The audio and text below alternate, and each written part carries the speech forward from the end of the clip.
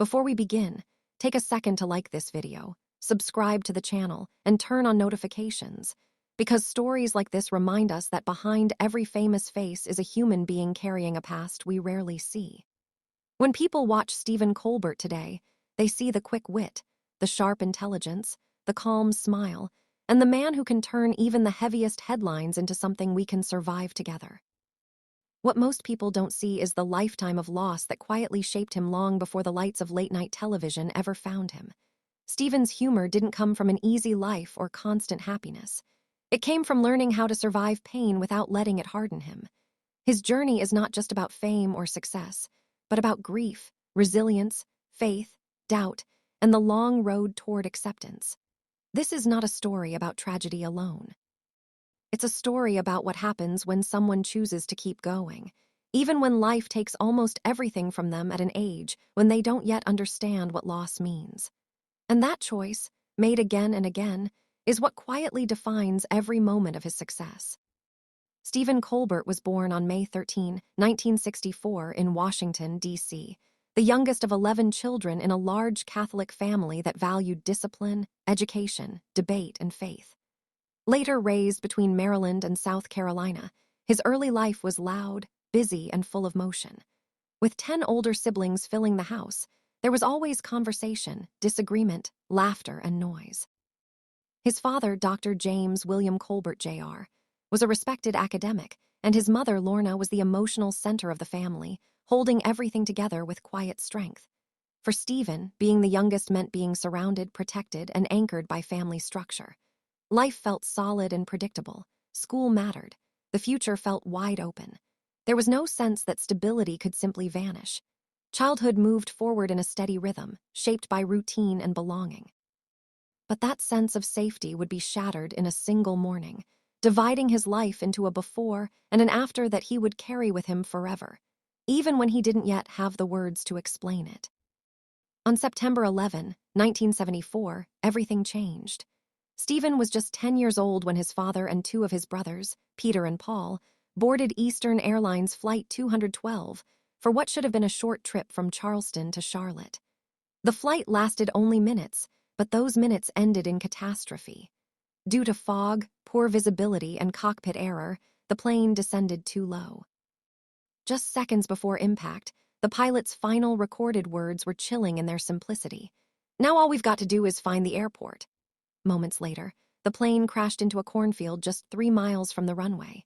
It burst into flames, killing 72 people on board, including Stephen's father and the two brothers closest to him in age. In one instant, his world collapsed. The house that once echoed with voices and movement fell into silence. Stephen later described those days as dark and frozen, a shock so deep that it stripped away everything familiar. School, routine, childhood worries, none of it mattered anymore. After the crash, the Colbert home transformed overnight. What had once been a busy household full of laughter became a place weighed down by grief. Stephen's mother was suddenly a widow, trying to survive an unimaginable loss while raising her youngest child alone. Her pain was ever present, but so was her resolve. She leaned heavily on her faith, not as an escape, but as a way to continue living. Stephen would later say that watching his mother endure without bitterness was the reason he didn't become bitter himself. But while she focused on survival, Stephen had no guide for how a child should carry that much sorrow. At school, he became indifferent. Grades lost meaning. Threats held no power. He had already experienced the worst thing that could happen. Teachers couldn't scare or motivate him anymore. Instead, he retreated inward. Books became his refuge. He read constantly, sometimes finishing a book a day, asking for nothing but novels for birthdays and holidays. Fiction gave him a way to explore loss from a distance, to understand pain without confronting his own directly. For years, Stephen believed he had processed the tragedy. Life moved forward, and outwardly he appeared functional. But trauma doesn't disappear just because time passes. It waits. When Stephen left home for college, the structure that had quietly protected him vanished. He enrolled at Hampton-Sydney College, studying philosophy, a discipline that forces you to ask questions about meaning, death, and existence. Without realizing it, he stepped directly into the emotional territory he had avoided since childhood. The grief returned with force. He later admitted that he didn't truly feel the loss until college, and when it arrived, it was overwhelming. He stopped eating properly. His weight dropped dramatically. What looked like independence on the outside was, internally, collapse. He felt untethered, confused, and unable to understand why everything was suddenly falling apart. The sadness he had outrun for years finally caught up to him. It was not dramatic. It was quiet, heavy, and consuming. During this period, something unexpected offered relief.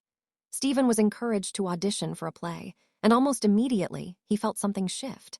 Acting allowed him to express emotions without being consumed by them. On stage, he could explore pain, anger, fear, and confusion through someone else's identity. Theater became more than an activity. It became survival. He later transferred to Northwestern University, where acting classes gave him tools to process emotion safely.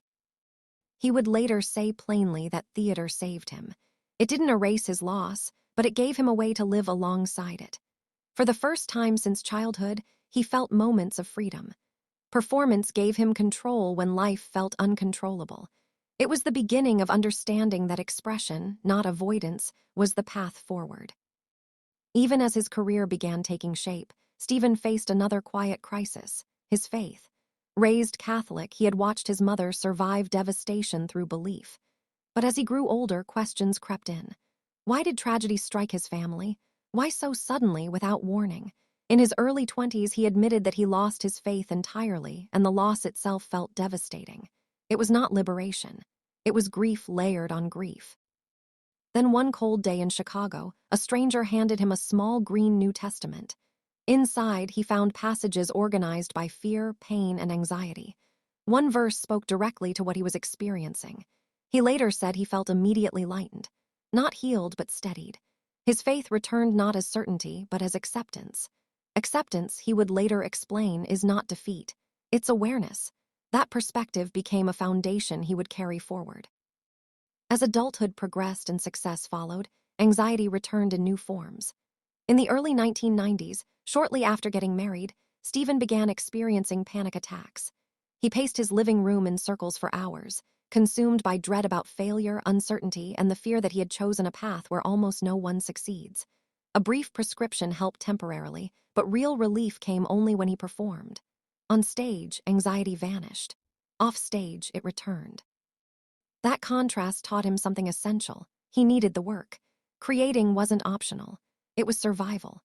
That realization carried him into the phase of his career that would define him publicly, but his private life continued to include loss. When his mother died in 2013, he openly credited her for who he was. Later came health scares, the loss of close colleagues, and eventually the announcement that his show would end. Through it all, Stephen Colbert continued to show up, not because life was easy, but because he understood how fragile everything truly is.